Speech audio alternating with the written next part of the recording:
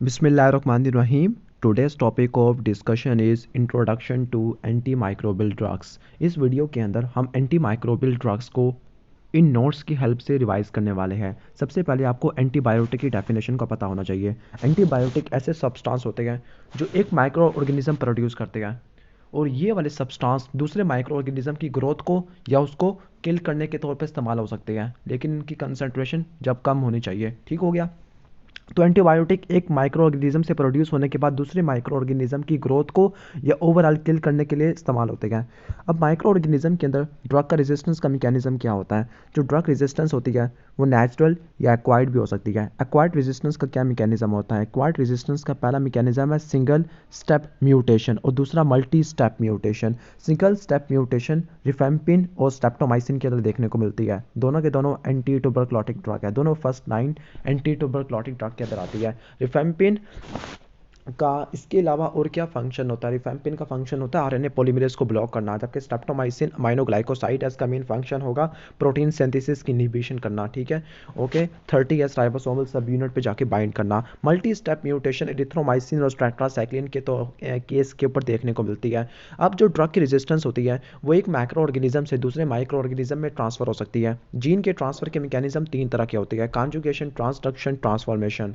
What are the mechanism of drug resistance? किसी भी drug के अंदर जो रेजिस्टेंस होती है वो इन्हीं चार मैकेनिज्म के जरिए होती है। या तो आप ड्रग को इनएक्टिवेट कर दो या मॉडिफाई कर दो एंजाइम के तौर पर, या ड्रग के जो टारगेट है उनको अल्टर कर दो, या ड्रग का मेटाबॉलिक पाथवे उसको अल्टर कर दो, या ड्रग की एक्युमुलेशन को कम कर दो। ठीक है, और यहाँ पर एक और भी आना सकता है कि जो पोरिन होते हैं, पोरिन के स्ट्रक्चर को ख़राब कर दो। ठीक हो गया। तो ये ड्रग रेजिस्टेंस के मैकेनिज्म होते हैं। ओके, नेक्स्ट पेज पे आ जाते हैं।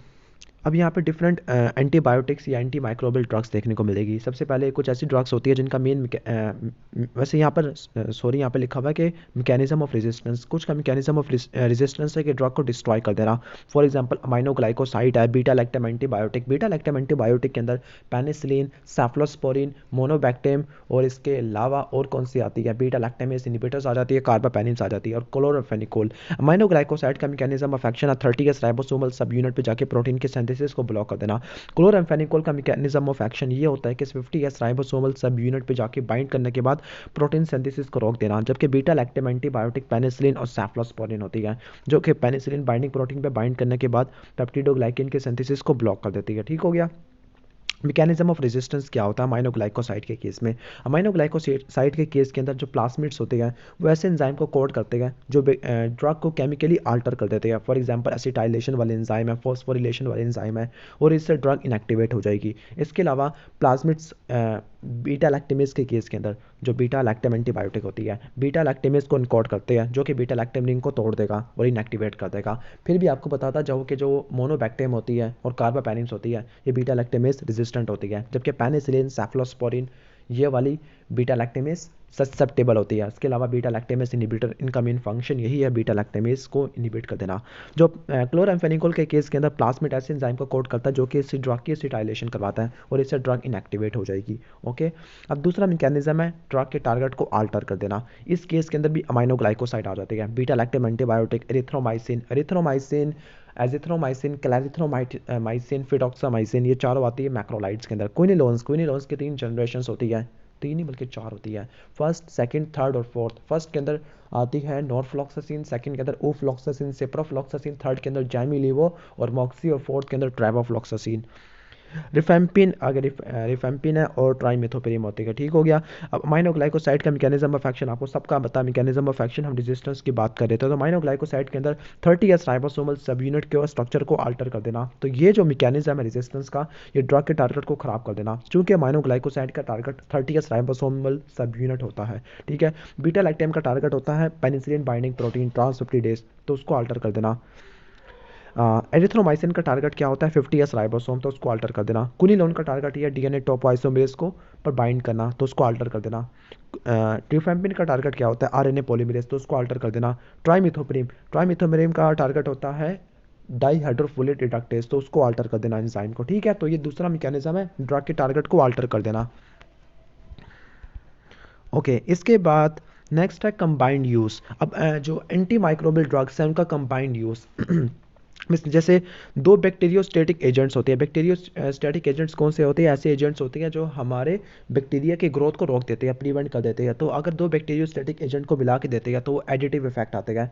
और दो बैक्टीरियोसिडल एजेंट को यूज़ करते हैं तब भी आपको एडिटिव इफेक्ट देखने को मिलेगा। फॉर एग्जाम्पल आइसोनियाजोइड और रिफेम्पिन, इन दोनों को मिला के देते हैं, दोनों के दोनों बैक्टीरियोसिडल होते हैं। लेकिन अगर आप बैक्टीरियोसिडल और बैक्टीरियोस्टेटिक को दोगे तो ये एडिटिव हो गए। इस केस के अंदर कि अगर ऑर्गेनिज्म की लो सेंसिटिविटी है टू बैक्टीरियोसिडल ड्रग, लेकिन अगर सेंसिटिविटी काफ़ी हाई होगी तो ये बैक्टीरियोसिडल और बैक्टीरियोस्टैटिक का कॉम्बिनेशन काफ़ी ख़राब हो जाएगा।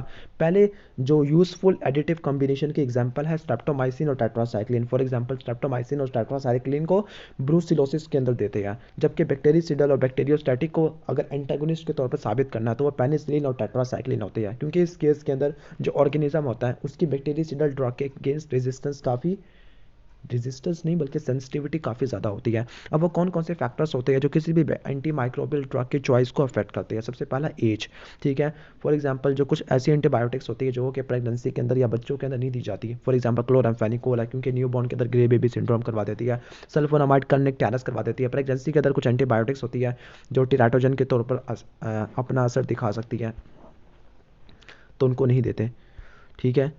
ओके। और जो बैक्टीरियोसिडल ड्रग्स होती है, यानी जो बैक्टीरियोसिडल और बैक्टीरियोस्टैटिक होती है, ये इम्यूनो कॉम्पिटेंट इंडिविजुअल के अंदर दे सकते हैं दोनों, लेकिन इम्यूनो कॉम्प्रोमाइज्ड के अंदर से बैक्टीरियोसिडल दी जाएगी, बैक्टीरियोस्टैटिक नहीं दी जाएगी। क्योंकि बैक्टीरियोस्टैटिक क्या करवाती है? हमारे होस्ट को स्टिमुलेट करवाती है, होस्ट रिस्पॉन्स को। कुछ एंटीबायोटिक्स ऐसी होती है जो रीनल डिजीज़ के अंदर कॉन्ट्राइंडिकेटेड होती है, जिनकी एलिमिनेशन किडनी से होनी है। फॉर एग्जाम्पल सेफलोथिन है, सेफ्लोरिडीन है, नाइट्रोफुरंटोन है, नाइलेटिक्सिक एसिड है, टेट्रासाइक्लिन होती है। स्पेसिफिकली डॉक्सीसाइक्लिन नहीं आती।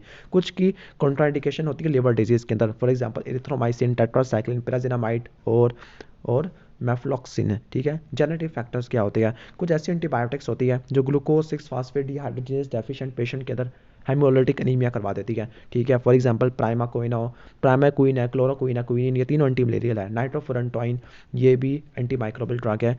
डेप्सोन एंटी लेप्रोसी ड्रग है। सल्फोनामाइड, इन सब की वजह से ग्लूकोज 6 फास्फेट डिहाइड्रोजिनेज वाले पेशेंट के अंदर हिमोलिसिस देखने को मिलेगा। एक ड्रग इन्होंने छोड़ दिया है, वो है आइसोनियाजोइड, ठीक हो गया, आइसोनियाजोइड, ओके। अब वो कौन सी एंटी माइक्रोबियल ड्रग्स होती है जो बाइल के अंदर सिक्रेटेड होती है? तो वो पेनिसिलिन, सेफलोस्पोरिन, पेनिसिलिन में एम्पिसिलिन और नाइफेसिलिन, ये बाइल के अंदर सिक्रेट होती है, बाकी सारी नहीं होती। सेफलोस्पोरिन, इसमें सेफ्ट्रोक्सोन और सेफोपराजोन, ये बाइल के अंदर सिक्रेट होती है। इसके अलावा टेट्रासाइक्लिन के केस में डॉक्सीसाइक्लिन है, रिफेम्पिसिन है और इरिथ्रोमाइसिन है, ठीक हो गया। और जिस चीज़ को मैं यूज़ कर रहा हूँ वीडियो के लिए वो क्या है? मेडिकल नोट्स है, www.medicalnotes.in, ठीक है। तो आपने इनकी साइट के ऊपर जाना है, इनकी ऐप भी है, वो काफ़ी ज़्यादा अच्छे नोट्स हैं, तो आप इनको देख लेना। और इसी नोट्स को हमने वीडियो में यूज़ किया है फेयर यूज़ के तौर पर, ठीक हो गया। तो आपने क्या करना है? नोट्स को काफ़ी ज़्यादा आपने यूज़ करना है, प्ले स्टोर वाली ऐप पर जाके, ये काफ़ी बेनिफिशियल नोट्स हैं। अगर वीडियो अच्छी लगी हो तो उसको लाइक कर देना, चैनल बनाइए तो सब्सक्राइब भी कर देना। Thanks for watching this video. अल्लाह हाफिज़।